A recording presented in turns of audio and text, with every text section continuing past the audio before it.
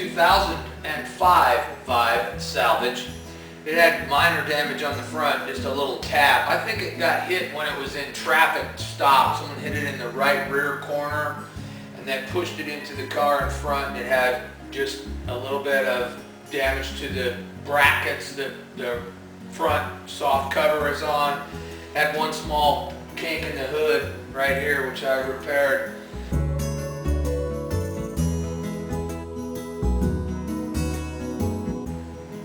Okay, on the front here, really the front rubber cover's fine. It had pushed enough on the cover that it bent some of the mounting brackets, and it did crack one little tab on the headlight, which I'll show here, that I repaired actually I repaired it with super glue first, and then what you're seeing there is JB weld, an epoxy, and that'll hold just fine. That's going to be all right. Won't have any problems with that. Then I just had to straighten one little spot right here on the radiator support, and I had to pull the hood latch area right here forward just a little bit. I just used my big slide hammer. There was no damage to the radiator or the condenser or anything.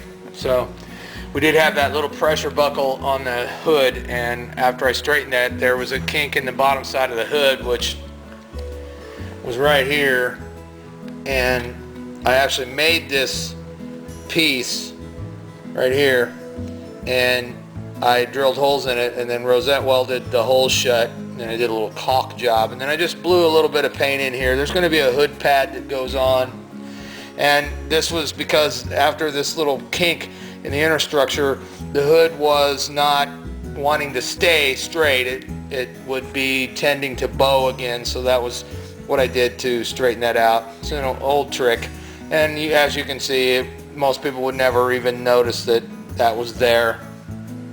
So then on the top surface of the hood, I have just a little bit of plastic filler just right in this area. This is where there was just a little kink, and I guess the front edge of the hood got tapped in that bump. So these hoods are kind of expensive, so I usually take the time to fix them if they're not too bad.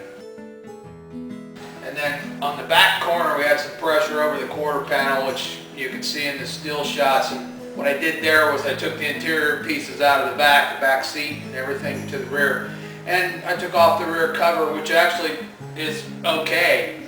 And I farmed out that job to a frame shop in the city near us, and they put it on the rack, and we opened up a little window inside the trunk floor to get inside the frame rail, which had one little kink in it, the unibody rail.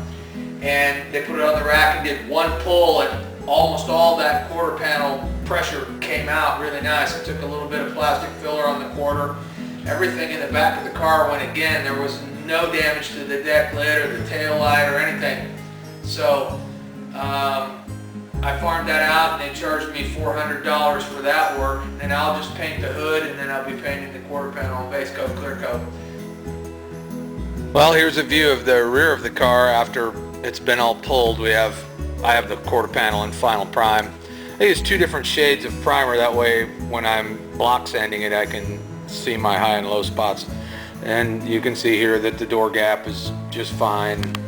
That's the original skirt there, and I've painted behind it and painted under all the parts already so I could put it back together. And here we have a rear view of the car. All the gaps on the deck lid and everything are just fine. And looking inside here, I've got the interior all back together. I was missing that one little trim piece on the rear corner there. All of this inner plastic was good. However, it could have been broken in the crash. It's possible. You have to kind of look at that stuff when you buy these cars. There's enough of these in salvage yards hitting the front that all this back end stuff is real easy to find and not real expensive. This car has 60,000 miles on it. It's going to have a marked title, Indiana rebuilt title, but it was perfectly drivable when I bought it. So here's another Vibe, and of course same as the Toyota Matrix mechanically. So they're totaling these cars out. It didn't have the pop bags or anything. You can't flip these and make crazy money because of the marked title, but you can sure drive the wheels off of them. This one's fully loaded, and it has even the Moon and Tunes option with the monsoon stereo and the glass power moonroof. Has everything. Nice car.